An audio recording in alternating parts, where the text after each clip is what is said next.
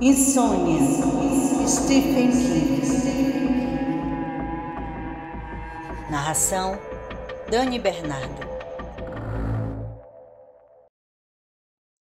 Capítulo 30.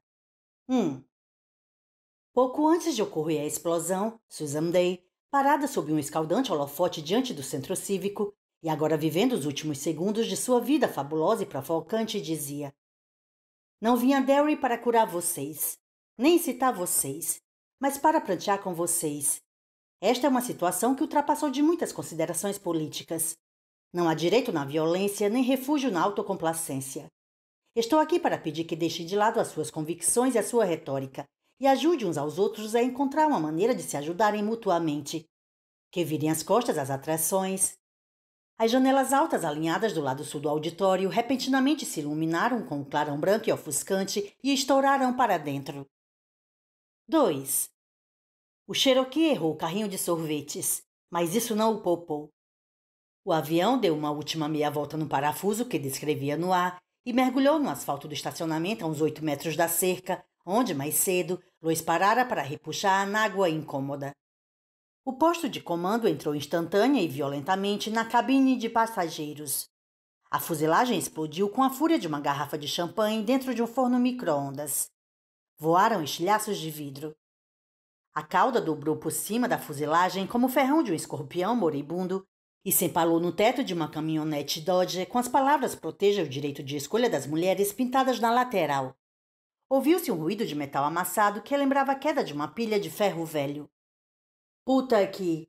começou a exclamar um dos tiras postado na periferia do estacionamento, e então o C4 dentro da caixa de papelão voou como um grande e viscoso catarro cinza, batendo nos restos do painel de instrumentos, onde vários fios ainda ativos o espetaram como agulhas de seringas. O explosivo plástico explodiu com um baque de estourar os tímpanos, flambando o prado de Bessie Park e transformando o estacionamento em um furacão de luz branca e estilhaços. John Leidecker, que estivera parado sob a cobertura de cimento do centro cívico, conversando com um tiro estadual, foi lançado pelas portas abertas do centro até o saguão.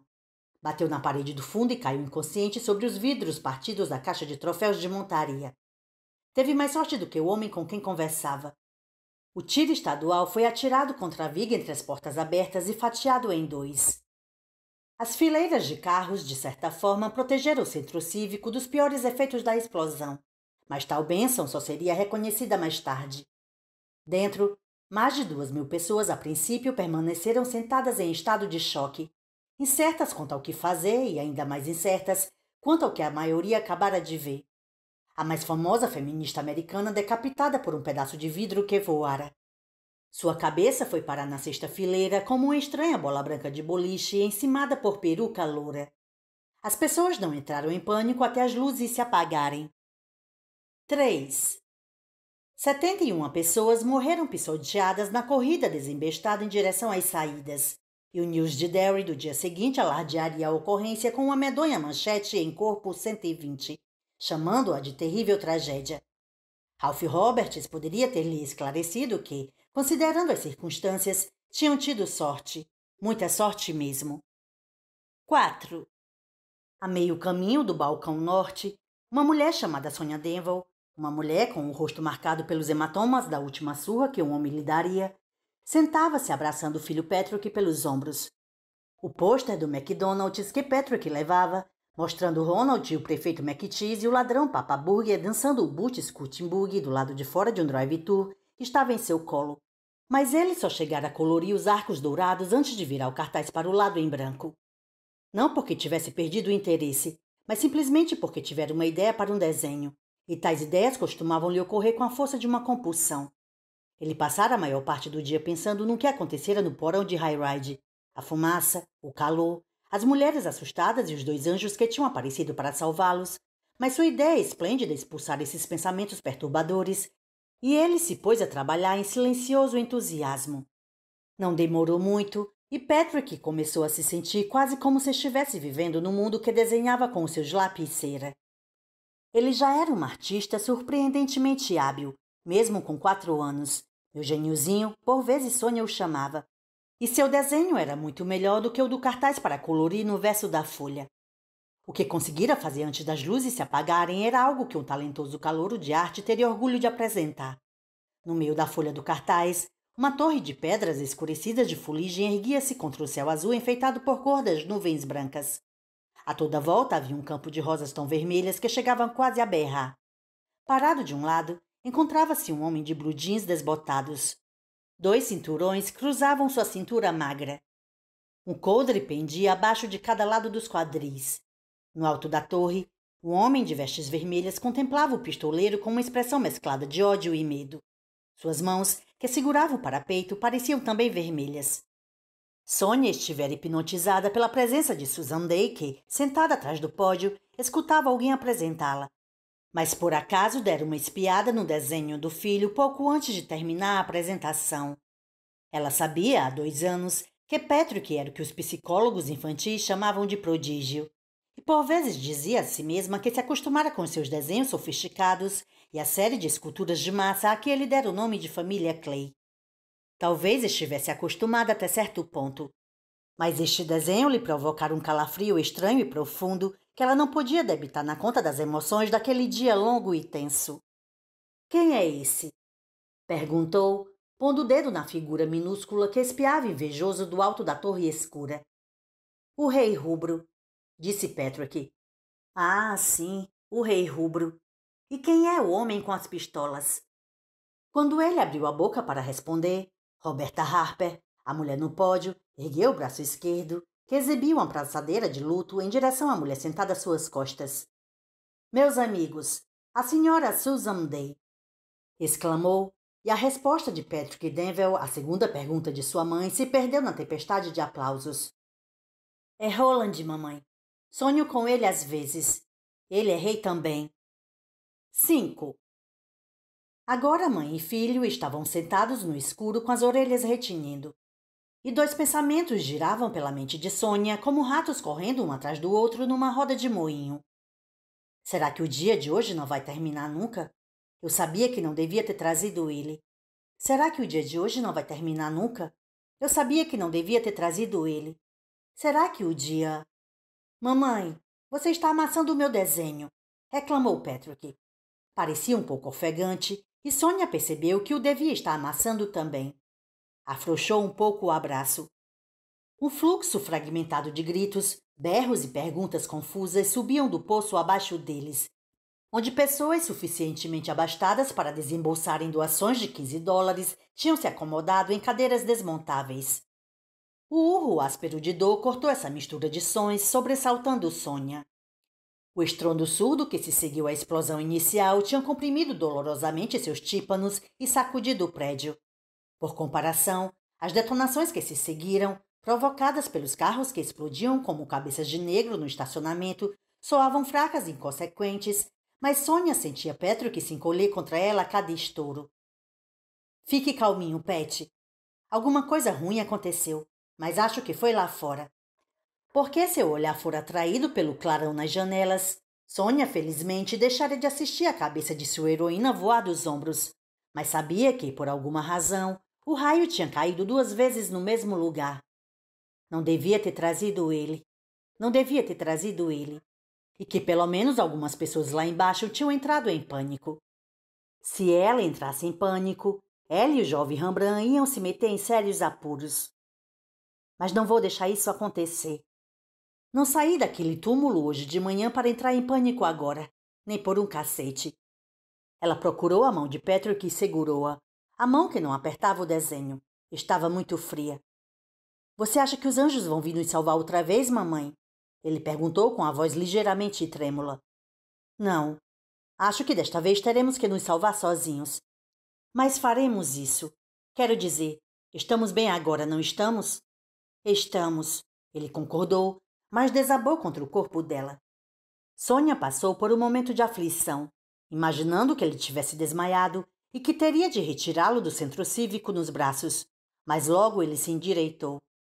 Meus livros estavam no chão, falou. Não queria sair sem meus livros, principalmente aquele do menino que não pode tirar o chapéu. Estamos indo embora, mamãe? Estamos. Assim que as pessoas pararem de correr para todos os lados. Tem luzes nos corredores, dessas que funcionam com pilhas. mesmo que as daqui continuem apagadas. Quando eu disser, vamos nos levantar e andar, ande, e suba as escadas até a porta. Não vou carregar você no colo, mas vou ficar bem atrás com as 2 mãos nos seus ombros. Entendeu direitinho, Pet? Entendi, mamãe. Sem perguntas, sem choro.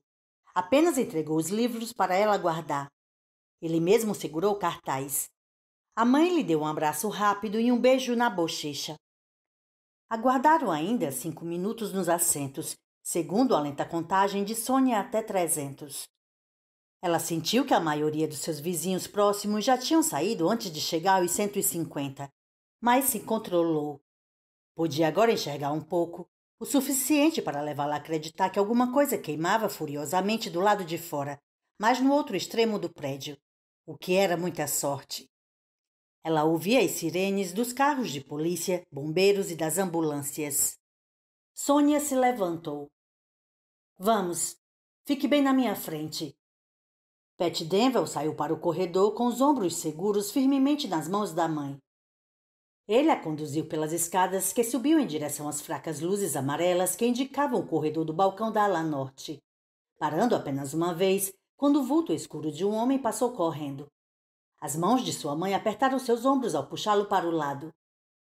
Providas, desgraçados! Exclamou o homem que corria. Porras de donos da verdade! Gostaria de matar todos. Ele se foi e Pat recomeçou a subir as escadas. Ela sentia o filho calmo agora, uma ausência de medo concentrada que comoveu seu coração com amor e uma certa escuridão estranha também. Seu filho era tão diferente, tão especial, mas o mundo não gostava de indivíduos assim. O mundo tentava erradicá-los da terra, como se fossem ervas daninhas no jardim. Finalmente desembocaram no corredor principal. Algumas pessoas, em profundo estado de choque, iam e vinham, os olhos vidrados e a boca aberta, como zumbis num filme de horror. Sônia mal lhe prestou atenção. Continuou a empurrar Pat na direção da escadaria. 3 minutos depois, saíram para a noite iluminada pelas chamas, sãos e salvos e, em todos os níveis do universo, os negócios do acaso e do desígnio retomaram seus cursos previstos. Mundos que haviam tremido por um momento nas órbitas agora se estabilizaram. E em um desses mundos, em um deserto que era a apoteose de todos os desertos, um homem chamado Roland virou-se em seu saco de dormir e voltou a adormecer sossegado sob constelações desconhecidas. 6. Do outro lado da cidade, no Parque Strawford, a porta do banheiro marcada a homens abriu-se violentamente. Louis Chase e Ralph Roberts passaram por ela voando de costas, mergulhados em fumaça, agarrando-se um ao outro. De dentro ouviu-se o barulho do Cherokee batendo e, depois, do explosivo plástico explodindo. Houve um clarão branco, e as paredes azuis dos banheiros estufaram para fora, como se o gigante as tivesse socado com os punhos. Um segundo depois, eles ouviram nova explosão. Desta vez, retumbou pelo céu. A segunda versão foi mais fraca, no entanto, de certa forma, mais real. Os pés de Lois fraquejaram e ela caiu com um baque surdo no gramado na base da encosta, com um grito que, em parte, expressava alívio. Ralph aterrissou ao seu lado e ergueu-se até ficar sentado. Contemplou incrédulo o centro cívico, onde um punho de fogo se agitava no horizonte. Um calombo roxo do tamanho de uma maçaneta crescia em sua testa, no ponto em que Ed o golpeara. Seu lado esquerdo ainda latejava, mas ele achou que as costelas talvez estivessem apenas fissuradas e não partidas. — Lois, você está bem? Ela fitou sem compreender por um momento. Então começou a palpar o rosto, o pescoço e os ombros. Havia algo tão perfeitamente, docemente nossa Lois nesse exame, que Ralph soltou uma risada. Não pôde reprimi-la. Lois sorriu hesitante. Acho que estou ótima. Na verdade, tenho certeza que estou. O que é que você estava fazendo lá? Você poderia ter morrido. Lois, parecendo mais rejuvenescida, Ralph imaginava que o beberrão do parque tinha alguma coisa a ver com isso, encarou-o nos olhos. Eu talvez seja antiquada, Ralph, mas se você acha que vou passar os próximos 20 anos desmaiando e me alvoroçando como a melhor amiga da heroína naqueles romances franceses que minha amiga Mina está sempre lendo, é melhor você escolher outra mulher para conviver. Ralph ficou boquiaberto por um momento. Então ajudou-a a se levantar e abraçou-a. Lois retribuiu o abraço.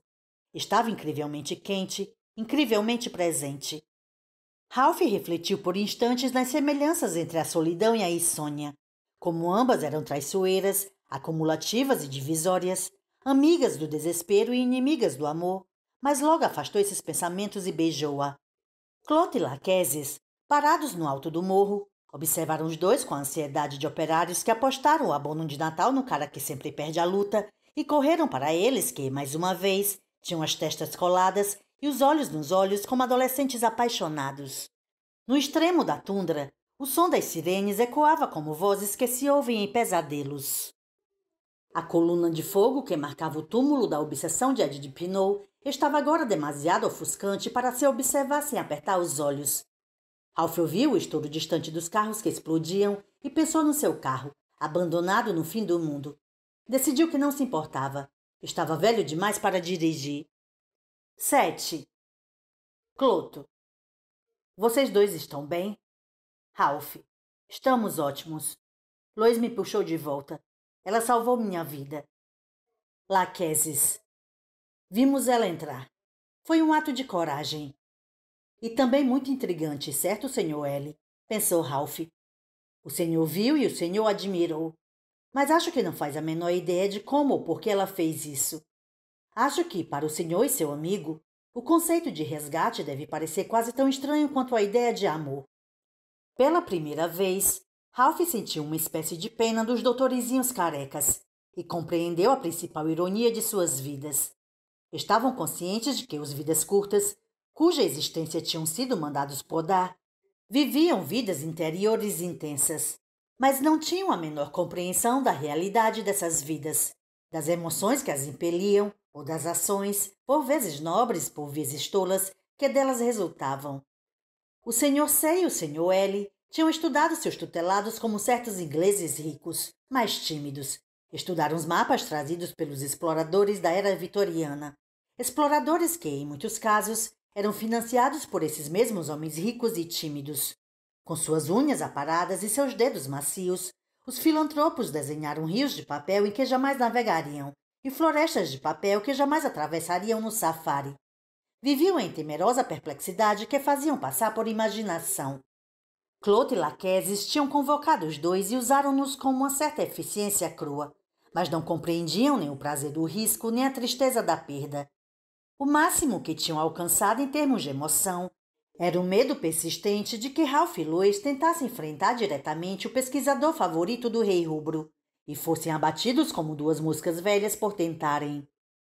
Os doutorizinhos carecas tinham vidas longas, mas Ralph suspeitava que, apesar das auras brilhantes de libélulas, eram vidas sem cor. Observou seus rostos lisos e estranhamente infantis do abrigo seguro dos braços de Lois e lembrou-se do terror que sentira quando os vira pela primeira vez saindo da casa de Maylocker de manhãzinha. Um terror ele descobrira desde então que não sobreviveria ao simples convívio, quanto mais ao conhecimento, e agora ele experimentara ambos. Clote e Laquesis retribuíram seu olhar com uma inquietação que Ralph descobriu que não tinha a menor vontade de aliviar. Parecia-lhe, de certa maneira, muito certo que eles se sentissem como ele e Lois se sentiam. Ralph. Foi. Ela foi muito corajosa. E eu a amo muito. Acho que seremos muito felizes juntos até... Ele parou e Lois se mexeu em seus braços. Percebeu com uma mescla de graça e alívio que ela estivera semi-adormecida. Até o que, Ralph? Até o que você quiser. Acho que há sempre um até, quando se é uma vida curta. E talvez isso seja o certo. Laquesis. Bem, acho que aqui nos despedimos. Ralph riu sem querer, lembrando-se do programa de rádio The Lone Ranger, onde quase todo episódio terminava com uma variante desta frase.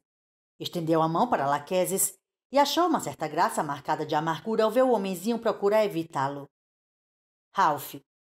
Esperem um instante. Não precisamos ter tanta pressa, companheiros.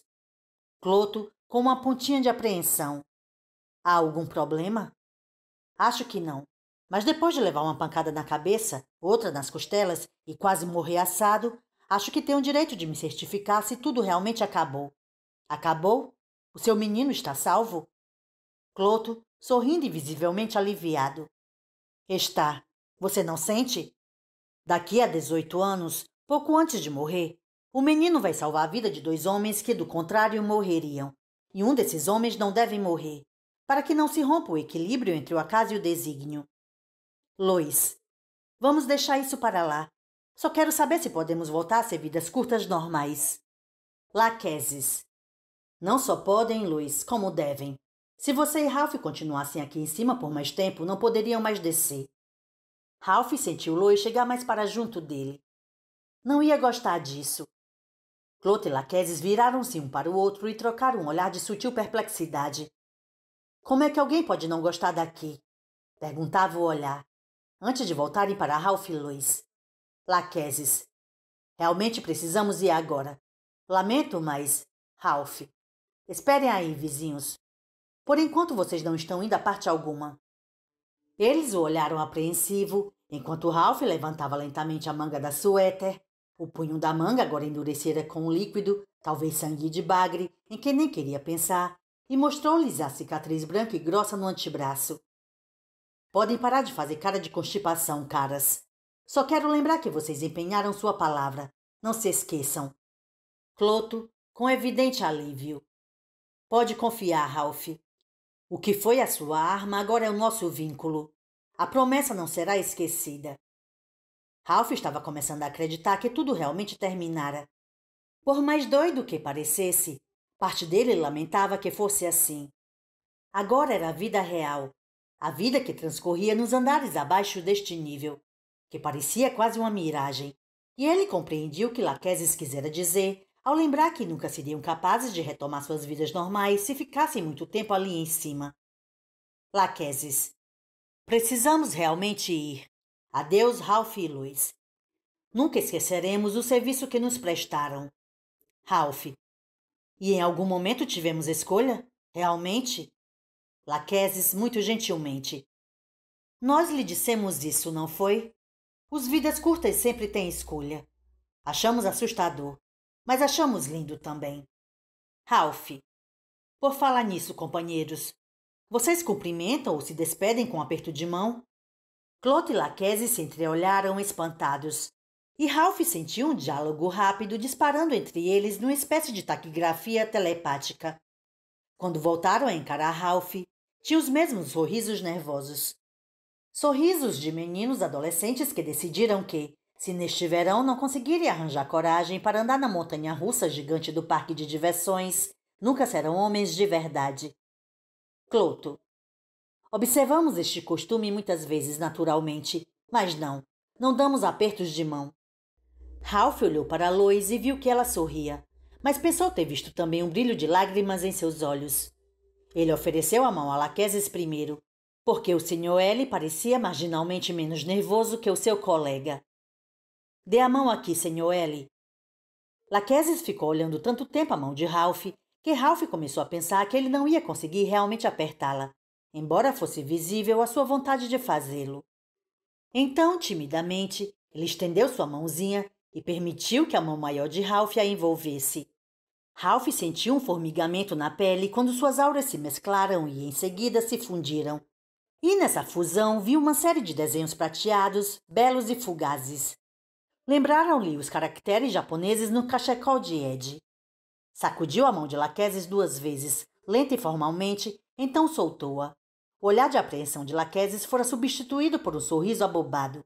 Virou-se para o parceiro. A força dele fica quase completamente desprotegida durante essa cerimônia. Eu assenti. É maravilhoso. Cloto estendeu a mão devagarinho ao encontro de Ralph e, um instante antes de tocá-la, o Sr. C fechou os olhos como um homem que espera uma injeção dolorosa. Entre mentes, Laquesis estava apertando a mão de Lois, rindo como um sapateador de vaudeville executando um bis. Cloto pareceu se preparar, então agarrou a mão de Ralph. Sacudiu-a uma vez com firmeza. Ralph riu. Devagar com a moça, Sr. C. Cloto retirou a mão. Pareceu procurar a resposta correta. Obrigado, Ralph. Vou traçá-la como puder, certo? Ralph caiu na gargalhada. Cloto, virando-se para apertar a mão de Lois, sorriu intrigado para Ralph, que retribuiu com uma palmadinha nas costas. O senhor entendeu, Sr. C. Absolutamente certo. Passando o braço pelas costas de Lois, lançou aos doutorizinhos carecas um último olhar curioso. Vou ver vocês outra vez, não vou? Cloto. Vai, Ralph. Ralph. Que ótimo. Daqui a uns 70 anos estaria bem para mim. Porque vocês, caras, não anotam na sua agenda.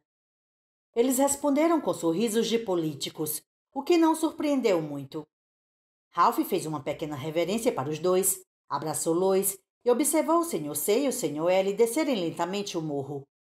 Laquesis abriu a porta ligeiramente empenada, marcada com homens. Cloto parou a porta aberta do banheiro das mulheres. Laquesis sorriu e acenou. Cloto ergueu suas tesouras de longas lâminas numa estranha saudação. Ralph e Lois retribuíram o aceno. Os doutores carecas entraram e fecharam as portas. Lois enxugou os olhos molhados de lágrimas e virou-se para Ralph. Acabou? Acabou, não é? Ralph confirmou com a cabeça. Que vamos fazer agora? Ele estendeu o braço. Posso levá-la em casa, minha senhora? Sorrindo, ela segurou seu braço abaixo do cotovelo. Muito obrigado, meu senhor. Pode. Saíram assim do Parque Strawford, voltando ao nível dos vidas curtas ao desembocarem na Avenida Harris e tornarem a se encaixar em seu lugar normal no esquema das coisas, sem confusões nem incômodos. Na verdade, sem mesmo se darem conta do que faziam até o terem feito. 8. Derry gemia de pânico e transpirava de excitação. As sirenes uivavam. As pessoas gritavam das janelas do segundo andar para os amigos nas calçadas embaixo. Em cada esquina, a gente se aglomerava para apreciar o incêndio do outro lado do vale. Ralph e Lois não deram a menor atenção ao tumulto e ao alarido. Subiram lentamente a morro acima, cada vez mais conscientes de sua exaustão. Parecia que ia se empilhando sobre eles como sacos de areia atirados de mansinho. O círculo de luz branca que marcava o estacionamento no mercadinho parecia estar a uma distância impossível, embora Ralph soubesse que era apenas 3 quarteirões e dos pequenos. Para piorar, a temperatura caíra bem uns 10 graus desde aquela manhã. O vento soprava com força e nenhum dos dois estava vestido para enfrentar aquela mudança de tempo. Ralph desconfiou que esse fosse o bordo de ataque do primeiro grande temporal de outono e que, em Derry, tinham terminado os últimos dias quentes do ano. Feichapin, Donvise e Sten Erbely desceram a ladeira correndo ao seu encontro, obviamente a caminho do Parque Strawford. Os binóculos, que por vezes Dó usava para observar os aviões taxiarem, pousarem e decolarem, balançavam no pescoço de Fay. Com Dom, que era pesadão e começava a ficar careca no meio, a semelhança deles com o trio mais famoso era evidente. Os 3 patetas do apocalipse, pensou Ralph e sorriu. Ralph! Fay exclamou. Respirava depressa, quase ofegante. O vento soprava seus cabelos nos olhos e ele os penteava para trás impacientemente. A droga do centro cívico explodiu. Alguém lançou uma bomba de um aviãozinho. Ouvimos falar que tem umas 1000 pessoas mortas. Ouvi mais ou menos a mesma coisa, concordou Ralph sério. De fato, Lois e eu estávamos voltando do parque onde fomos dar uma olhada. De lá pode ver-se todo o vale até o outro lado, sabe? Ora, eu sei disso. Morei aqui a vida inteira, ou acha que não? Aonde é que você pensa que estamos indo? Venha com a gente. Lois e eu estávamos a caminho da casa dela para ver as notícias na TV. Talvez a gente vá se encontrar com vocês mais tarde. Tudo bem, nós... Putz grila, Ralph. Que foi que você arranjou na cabeça?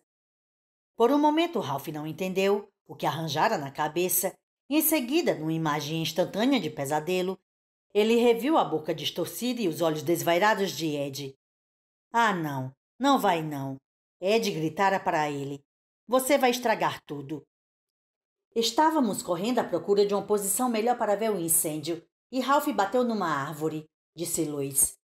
Ele tem sorte de não estar no hospital. Dom riu da brincadeira, mas com jeito distraído de um sujeito que tem coisas mais importantes a fazer. Fay não estava prestando nenhuma atenção aos dois. Mas Sten Eberle estava, e Sten não riu. Observava-os com uma curiosidade meticulosa e intrigada. Lois, ele falou. Que foi? Você sabia que está com o tênis amarrado no pulso? Ela olhou para o tênis. Ralph olhou para o tênis. Então Lois ergueu a cabeça e deu a Sten um sorriso ofuscante de fritar os olhos. Estou, respondeu. Não fica interessante? Uma espécie de pulseira amuleto de tamanho normal. É, retrucou Sten. Claro, mas não estava mais olhando para o tênis. Olhava agora para o rosto de Lois.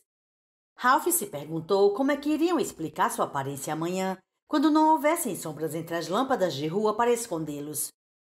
Vamos! Faye gritou impaciente. Vamos de uma vez! Eles se apressaram e Sten ainda lançou a Ralph e Lois um último olhar desconfiado. Ralph procurou escutar o que diziam, esperando Don Vizzy fazer algum comentário. Nossa, deu uma explicação tão idiota, disse Lois. Mas precisava dizer alguma coisa, não é mesmo? Você esteve ótima. Bom, quando abro a boca, parece que sempre deixo cair alguma coisa, justificou.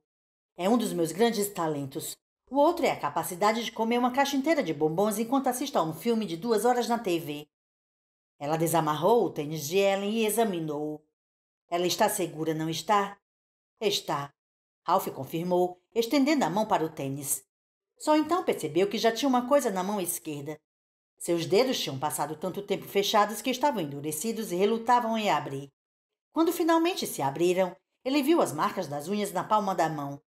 A primeira coisa que percebeu foi que, enquanto a sua aliança de casamento continuava no lugar de sempre, a de Ed desaparecera. Ajustara-se perfeitamente, mas pelo visto escorregara do dedo em algum momento durante a última meia hora. Talvez não. Uma voz sussurrou. E Ralph achou graça ao perceber que não era de Caroline. Desta vez, a voz em sua cabeça pertencia a Bill McGovern. Talvez tenha apenas desaparecido. Sabe, puf. Mas achava que não. Tinha a impressão de que a aliança de Ed talvez tivesse sido investida com poderes que não morreriam necessariamente com Ed. O anel que Bilbo Baggins encontrara e entregara com relutância ao seu neto Frodo tinha um jeito de ir aonde queria e quando queria. Talvez a aliança de Ed não fosse muito diferente. Antes que pudesse aprofundar tal ideia, Lois trocou o tênis de Ellen pelo que ele segurava na mão, uma bolinha amassada de papel. Lois alisou-a para ver o que era. A curiosidade foi cedendo lugar à seriedade. Lembro-me dessa foto, disse. A grande ficava no console da lareira na sala de estar deles, numa moldura dourada, num lugar de destaque. Ralph assentiu com a cabeça. Esta deve ser a que ele carregava na carteira. Estava presa no painel de instrumentos do avião. Até eu tirá-la, ele estava me batendo, sem nem sequer alterar a respiração. Arrancar a foto foi a única coisa em que consegui pensar. Quando fiz isso, a atenção dele mudou do centro cívico para a mulher e a filha. A última coisa que ouvi Ed dizer foi: me dê elas de volta, elas são minhas. E estava falando com você quando disse isso? Ralph meteu os tênis no bolso traseiro das calças e sacudiu a cabeça. Não, acho que não. Ellen foi ao centro cívico esta noite, não foi? Foi. Ralph pensou na aparência de Ellen Hyde, o rosto pálido e queimado de fumaça, os olhos lacrimejantes. Se nos imobilizarem agora, eles ganham a parada, dissera. Você não entende isso? E agora ele entendia. Tirou a foto da mão de Lois, amassou-a de novo e foi até a lixeira instalada na esquina da Avenida Harris com a travessa Castle. Arranjaremos outra foto deles depois, uma que a gente possa pôr em cima do nosso console. Uma coisa menos formal. Mas essa daí eu não quero. E atirou a bolinha de papel na lixeira, uma cesta fácil, no máximo a meio metro de distância. Mas o vento escolheu aquele instante para soprar, e a foto amassada de Ellen Natalie, que estivera presa no altímetro do avião de Ed, foi carregada pelo sopro frio. Os dois a observaram subir, rodopiando para o céu, quase hipnotizados. Foi Lois quem desviou o olhar primeiro. Olhou para Ralph com um vestígio de sorriso curvando seus lábios. Ouvi de passagem uma proposta de casamento sua. Ou estou apenas cansada? Perguntou. Ele abriu a boca para responder, mas outra rajada de vento fustigou-os com tanta força que os fez se contraírem e fecharem os olhos. Quando Ralph abriu os dele, Lois já começara a subir a ladeira de novo. Tudo é possível, Lois, ele respondeu. Agora sei disso. 9. 5 minutos depois, a chave de Lois retiniu na fechadura de sua porta de entrada. Ela fez Ralph entrar e fechou-a com firmeza, deixando de fora a noite controversa e ventosa. Ele a acompanhou até a sala de estar e teria parado ali, mas Lois nem hesitou. Ainda segurando-o pela mão, embora não chegasse a puxá-lo, mas talvez essa fosse a intenção se ele começasse a remanchar, ela o levou até seu quarto. Ralph olhou para ela.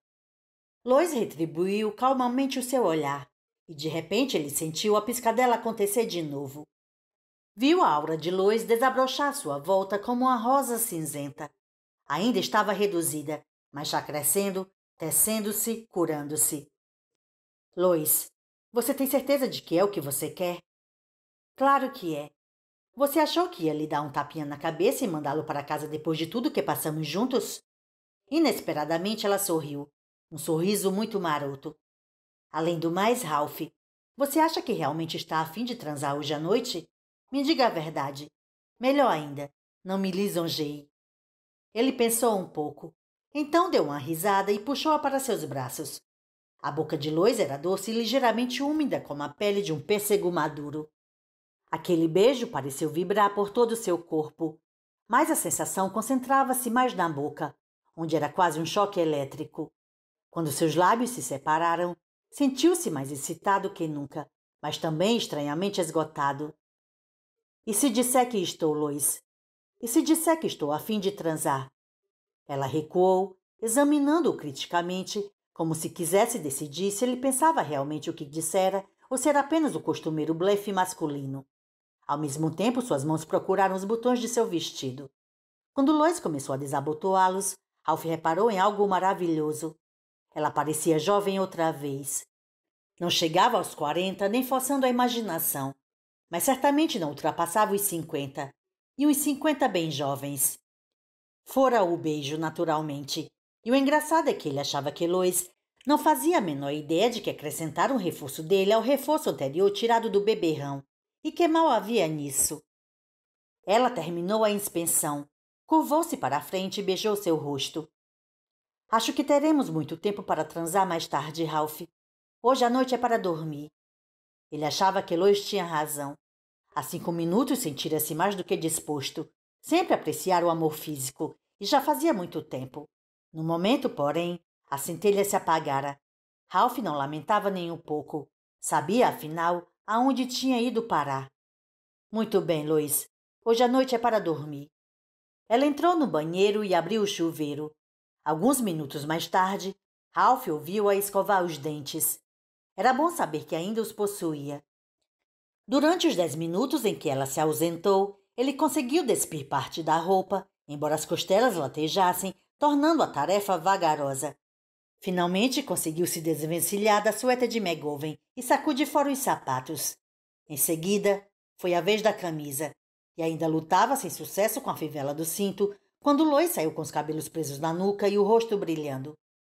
Ralph ficou atordoado com sua beleza, e de repente sentiu-se demasiado grande e idiota, e ainda por cima velho para seu gosto.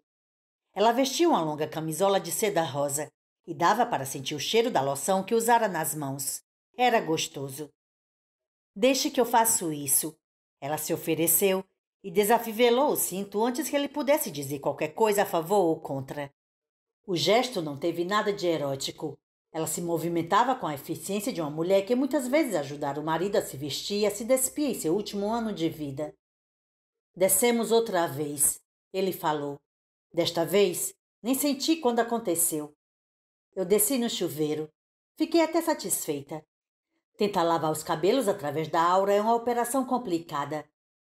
O vento soprava lá fora, fazendo estremecer a casa e tirando uma nota longa e trêmula ao passar pela boca de uma calha. Os dois olharam na direção da janela e, embora estivessem de volta ao nível dos vidas curtas, Ralph teve a súbita certeza de que Lois pensava no mesmo que ele. Neste momento, Atropos estava lá fora em algum lugar, desapontado com o rumo dos acontecimentos, mas não se sentia vencido. Sangrava, mas mantinha a cabeça erguida. Caíra, mas não estava fora de combate. De agora em diante, vão poder chamá-lo de o velho Orelhita, pensou Ralph com um arrepio. Imaginou Atropos balançando-se imprevisível em meio à população excitada e receosa da cidade, como um asteroide errante, espreitando e se ocultando, furtando lembranças e cortando fios de balão. Em outras palavras, procurando consolo em seu trabalho. Ralph achava quase impossível acreditar que estivera montado naquela criatura, cortando-o com seu próprio bisturi não fazia muito tempo. Onde fui buscar coragem? Perguntou-se, mas achava que sabia. Os brincos de diamantes que o monstrinho usava forneceram a maior parte. Será que Atropos sabia que aqueles brincos tinham sido seu maior erro? Provavelmente não. A seu modo, o Doutor número 3 se provara ainda mais ignorante a respeito das motivações dos vidas curtas do que Clotilde. Ralph se virou para Lois e segurou-lhe as mãos. Perdi seus brincos novamente. Desta vez, acho que se foram para sempre. Sinto muito.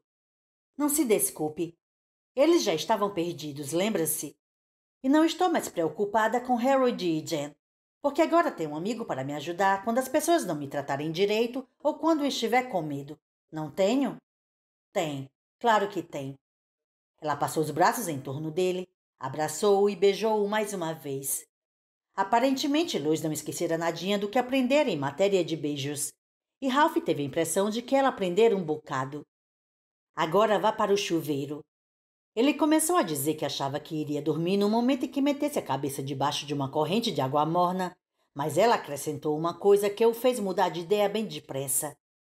Não fique ofendido, mas você está com um cheiro esquisito, principalmente nas mãos. É o mesmo cheiro com que meu irmão Vic chegava em casa depois de passar o dia limpando o peixe. 2 minutos depois, Ralph estava num chuveiro ensaboado até a cabeça.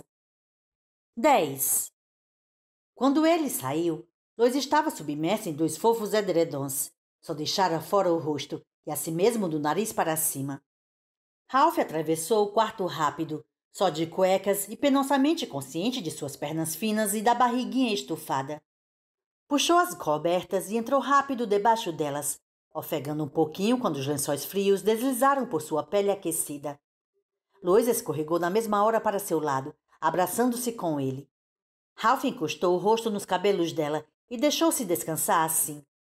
Era muito bom estar com Lois debaixo das cobertas, enquanto o vento uivava e soprava em rajadas do lado de fora, por vezes com tanta força que sacudia as telas de tempestade nas molduras.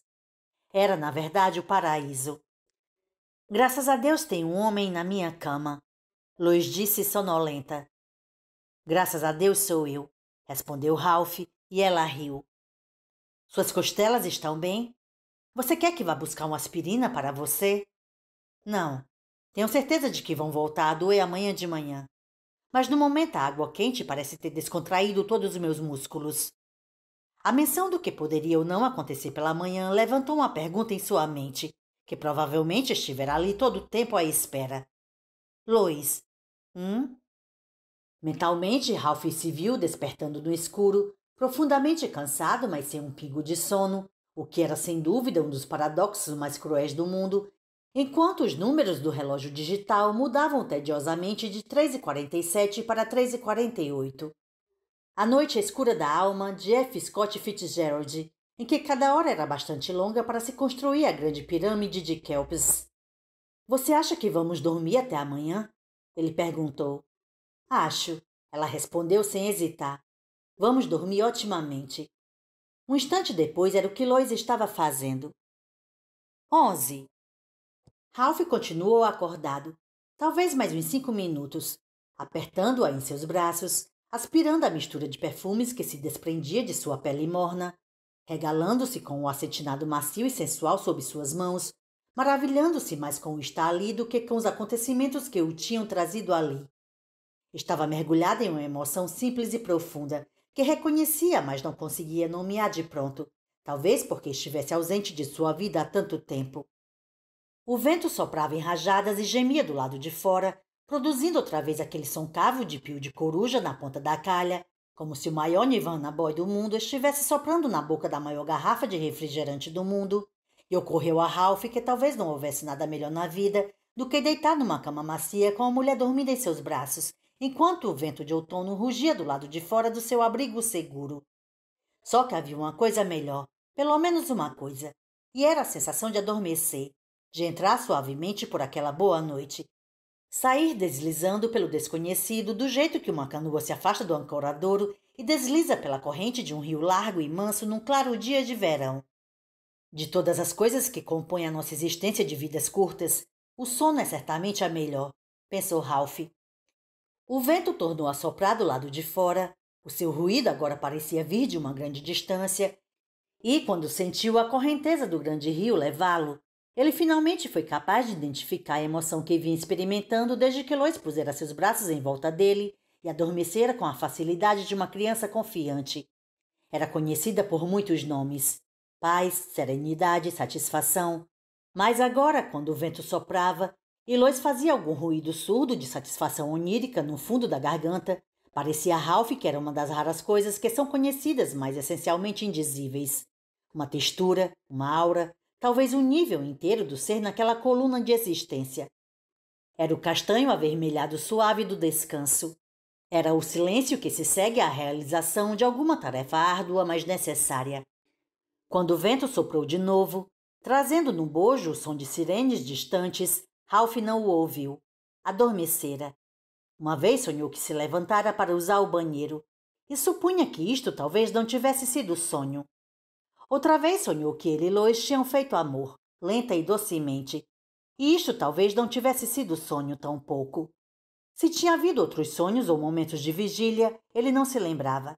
E desta vez não houve nenhum despertar brusco às 3 nem às 4 horas da manhã. Eles dormiram, por vezes separados, mas a maior parte do tempo juntinhos, até pouco depois das 7 horas da noite de sábado, umas 22 horas ao todo. Lois preparou um café de manhã ao pôr do sol, waffles esplendidamente fofos, bacons e batatas fritas. Enquanto ela cozinhava, Ralph tentava exercitar aquele músculo enterrado no fundo de sua mente, criar aquela sensação de piscadela. Não conseguiu. Quando Lois tentou, também não foi capaz, embora Ralph pudesse jurar que, por um instante, ela piscara, e ele vira o fogão através dela. Tanto melhor, declarou ela, trazendo os pratos para a mesa.